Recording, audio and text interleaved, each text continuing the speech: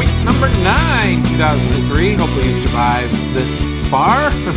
So far we've been lucky enough to survive, but there were some, once again, not a brutal week, not a lot of losses last week at Survivor, but there were some crazy situations, in particular around some of the wagers we played. But anyways, did you survive? You can see my pick right there, the Detroit Lions. Now, this was a weird game because if you watched it, Detroit completely dominated this game. Vegas had zero offense, and Goff can't get it in the end zone. They get 3 field goals.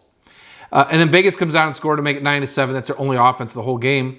Then Detroit answers 16-7. And then Goff throws maybe the worst pass I've ever seen, a lollipop.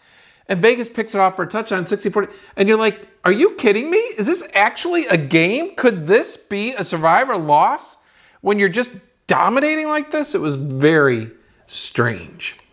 Anyways, Detroit does hang on. They dominated that game and won. You can see I have that one team left there in my pool. Now, in the top 5 plays last week, our ugliest week of the year for the top 5, you see 1, 3, and 1.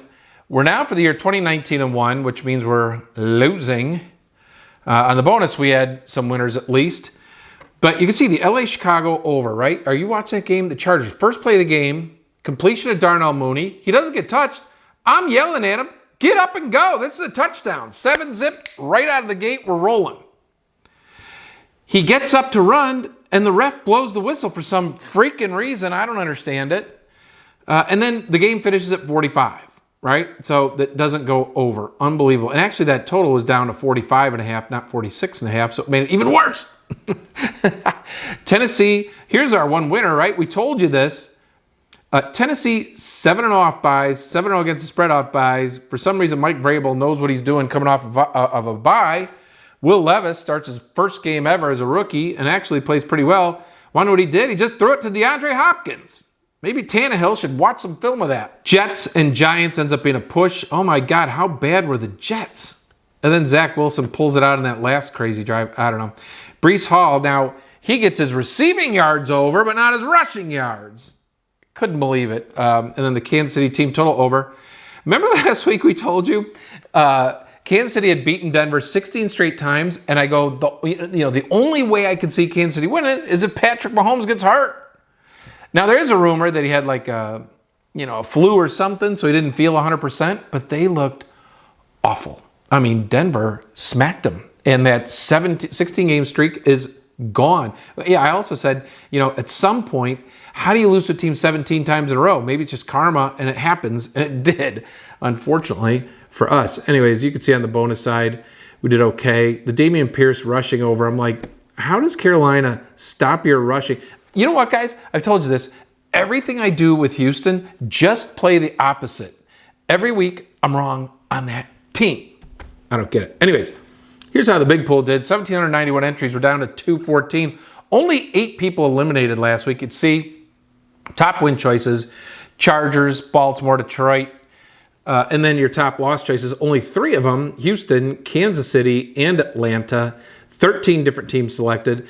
Man, if I chose Kansas City, I would have been absolutely just going nuts last week because you'd beaten Denver 16 straight. There was no reason you should lose this game, and they go and blow it. And you're playing like a safety play there, right? Here's our metrics for Survivor. You can see they're really gathering more towards their norms. Thursday night favorites win, so they get back to 62%. Survivor top 5 choices go 5-0, so that number comes back up over 60%. Against the spread, you can see home teams and favorites are doing really well against the spread this year. The under continues to dominate at 60% winners. And at this point, I don't see any let up, and we're going to talk about this in a minute. 6-point favorites straight up are right where they're supposed to be.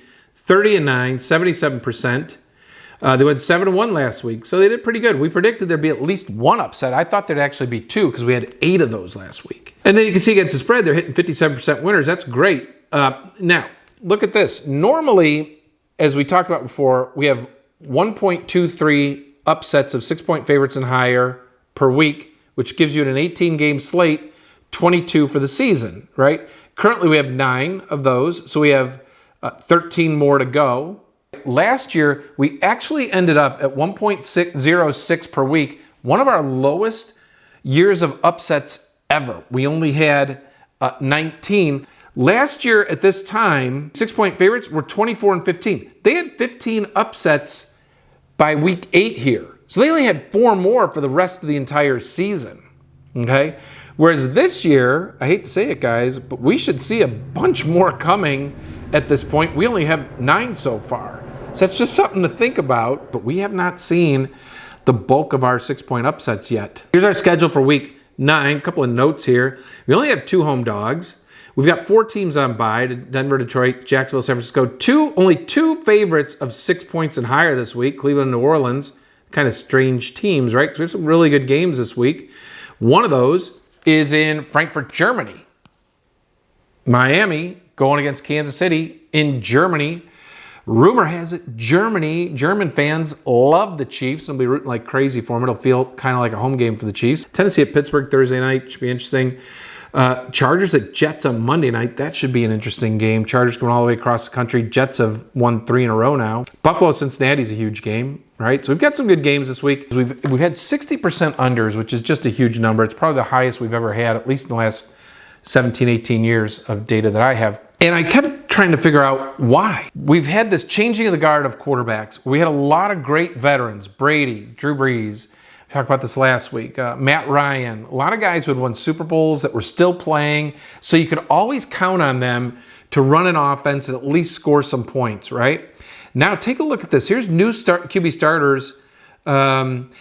Some are for this week. Some have played a little. Some are in their second or third week. But, I mean, these are 6 names we probably never would have thought of would be starting at this point in the season, right?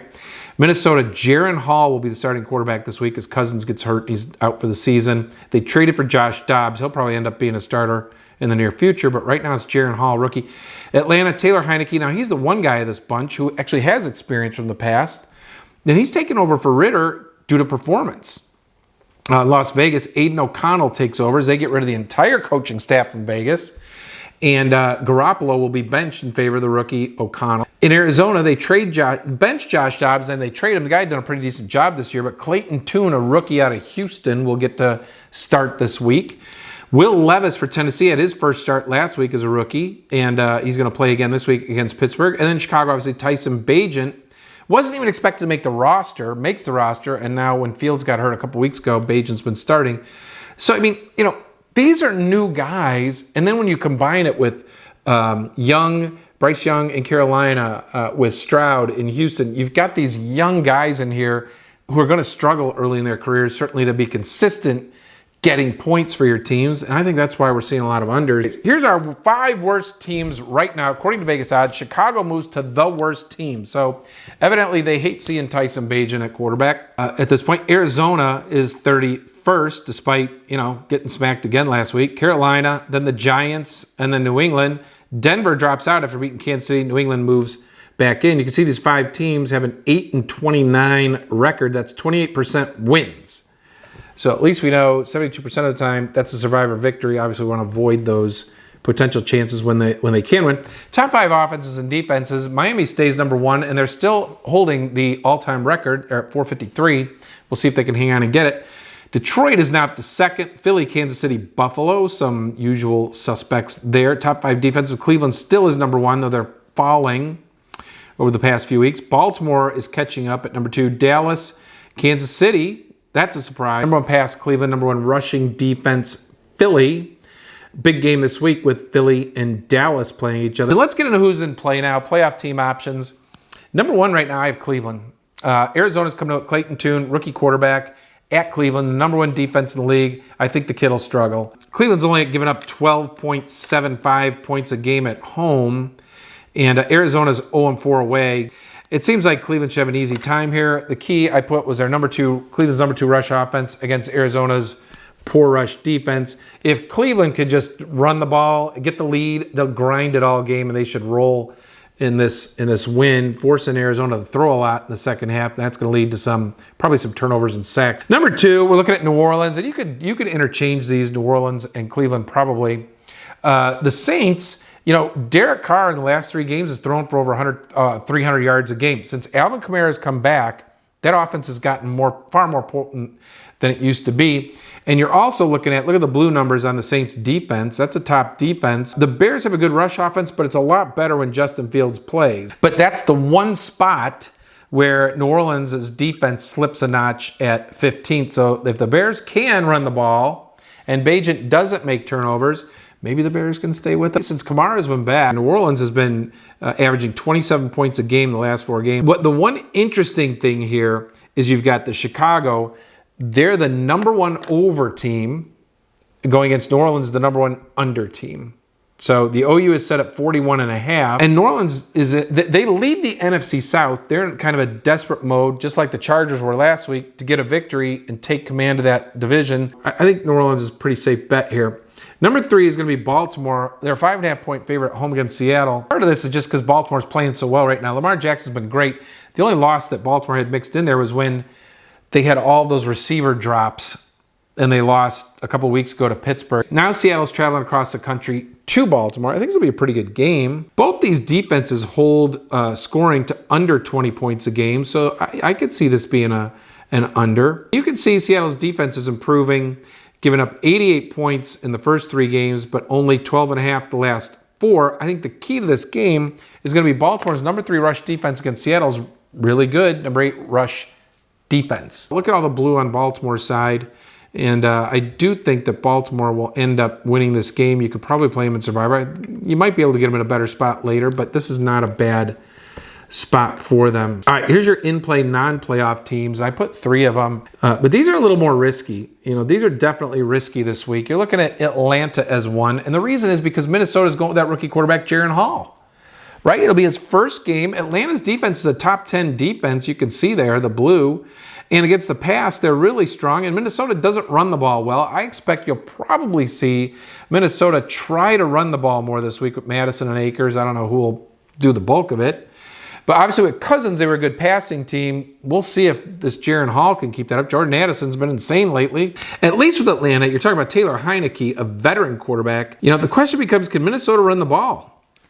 Can Minnesota run the ball? Otherwise, we're going to see if Jaren Hall can be Will Levis like last week, or is he going to run into some bumps in the road here. Number 5, we're taking Indianapolis. Why? Indianapolis can score. You look at all the red in Carolina, especially at rush defense. Now, last week, I don't know how it happened, but Carolina shut down Dameon Pierce. He only had like 48 yards rushing, and Houston did nothing against them. Indianapolis comes in with an offense, though, that has scored at least 20 points in every game this season. And Carolina score defense gives up a ton of points. Carolina's given up 20 points every single game except last week.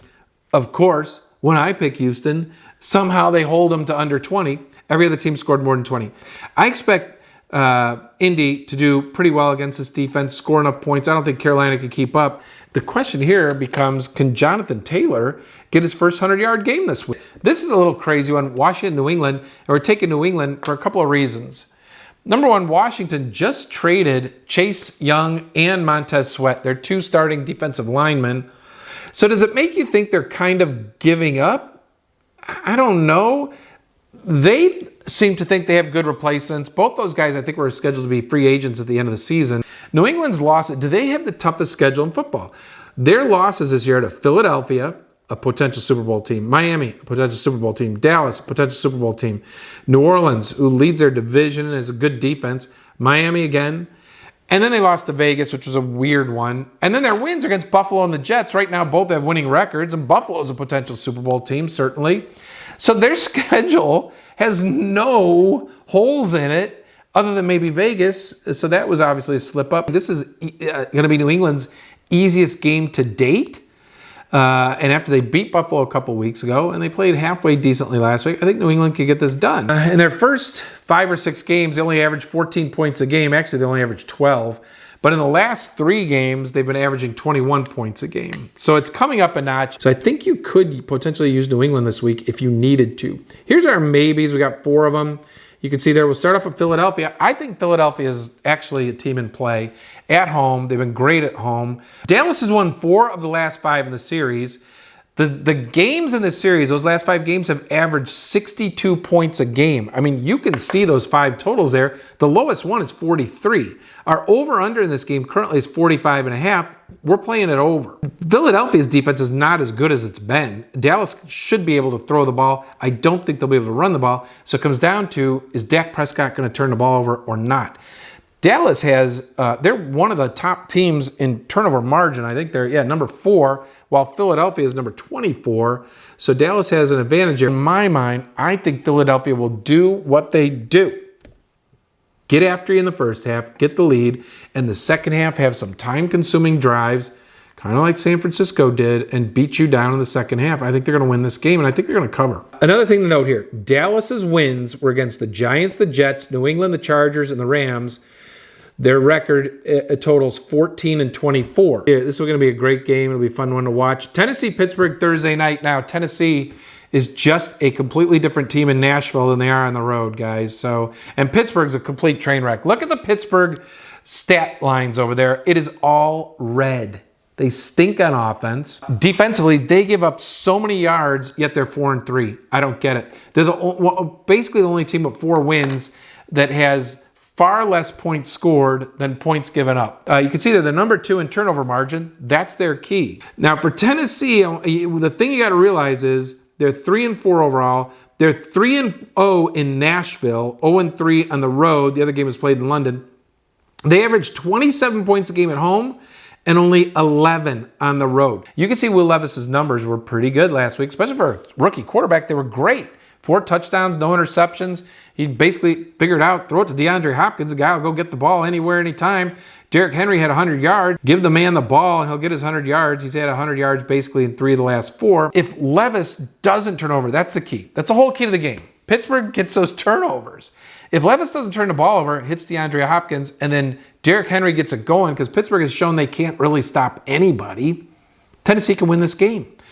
But looking at Tennessee home versus away, you're going, Pittsburgh's going to win. There's no way Tennessee wins this game. Giants-Vegas. Now, I had Vegas down at the start of the week because, the Giants, once again, just looked terrible last week. They cannot score.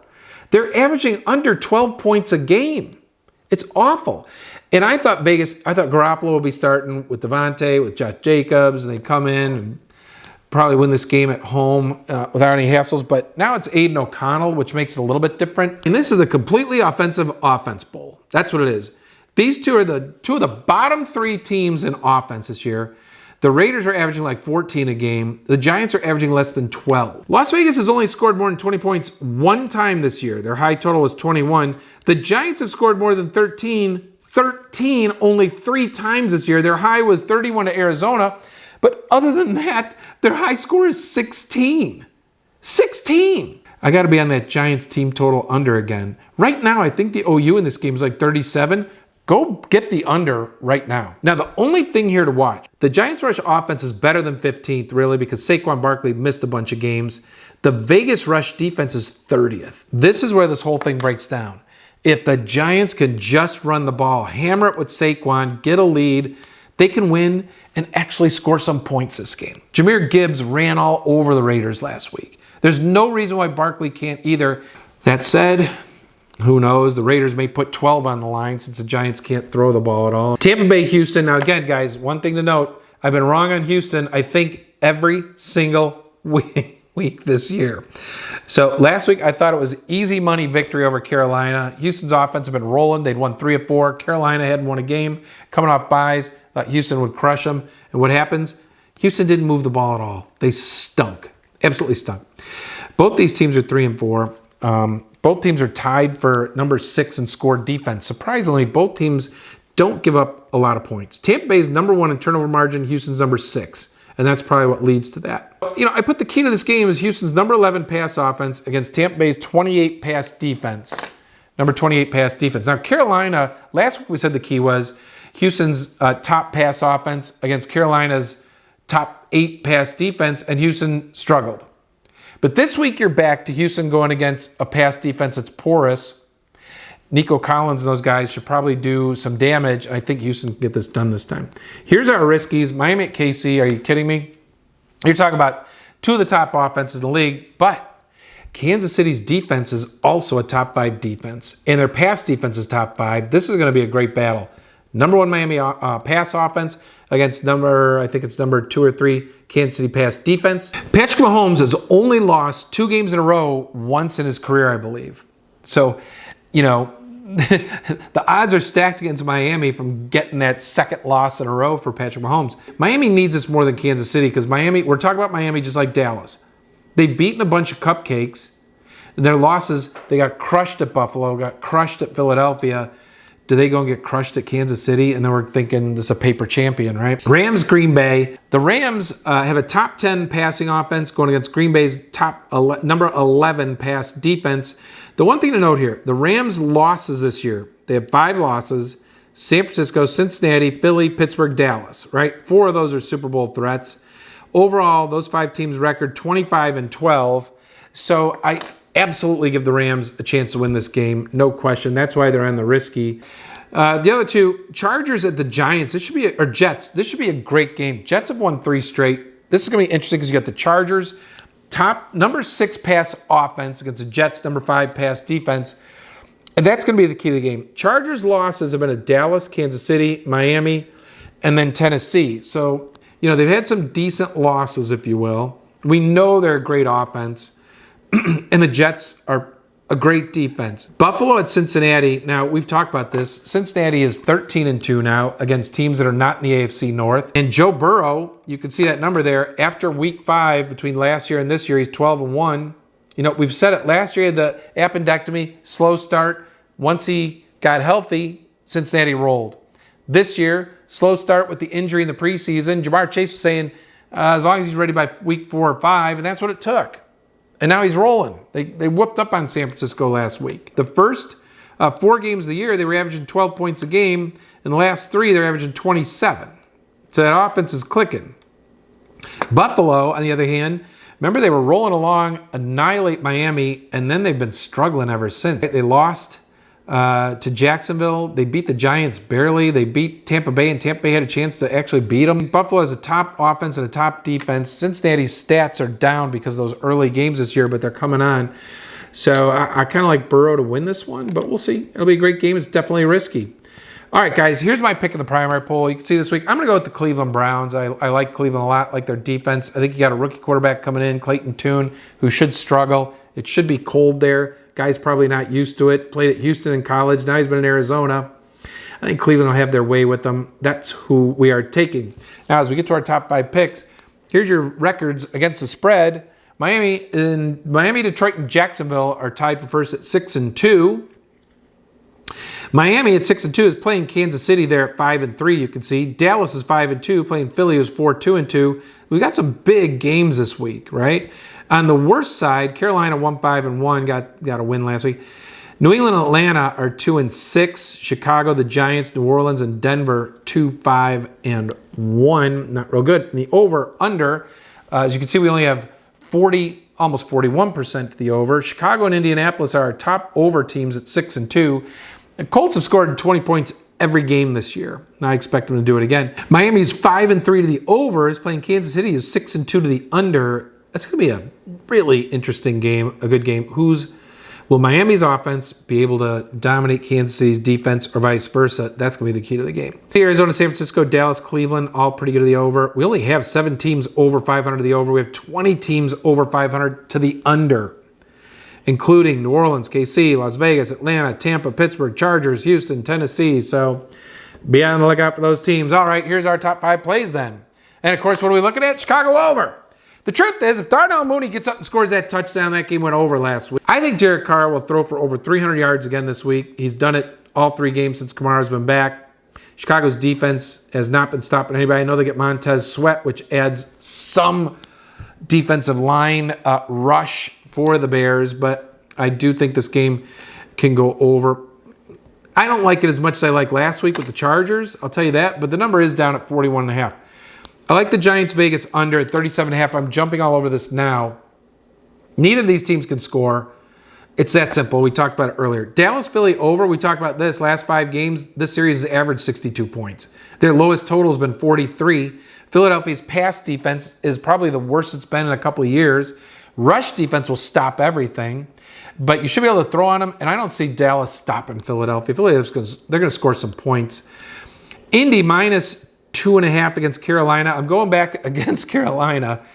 If they beat me again, I'll be... But Indy, like I said, Carolina has one of the worst scoring defenses in the league until last week, and they can't stop the run. Indy last week, Zach Moss and Johnny Taylor in a loss still racked up 150 yards rushing. Should have their way with them. And Indy scored over 20 points every game this year. Probably take the over there. I don't know. Buffalo, Cincinnati under.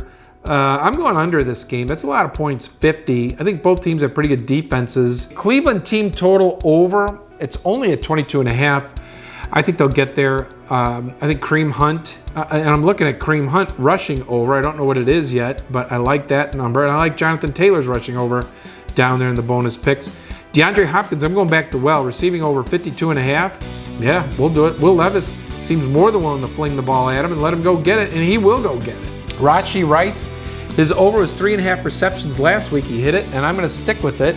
Miami's pass defense is the best, although they get Jalen Ramsey back.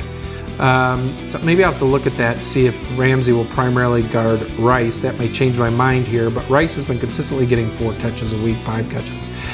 Derek Carr over 241 passing yards. Heck yeah, he's been over 300 3 games in a row, and I don't see how the Bears defense makes that any different. Deontay Johnson over 4.5 receptions. We bet that last week. And now you're going against Tennessee's defense, which is pretty good against the run. They do give up some passing yards, and so I think that's the one area that Pittsburgh can't exploit. And Deontay Johnson just catches tons of balls, just not for a lot of yards. So we will take the reception total over. We'll have some more picks. Maybe I'll throw them in the comments later on. But anyways, here we go. People are going with the Cleveland Browns this week in my main survivor pool.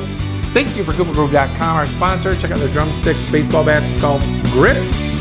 This has been week number 9. Picking winners with the Cheezeman NFL Survivor. Good luck.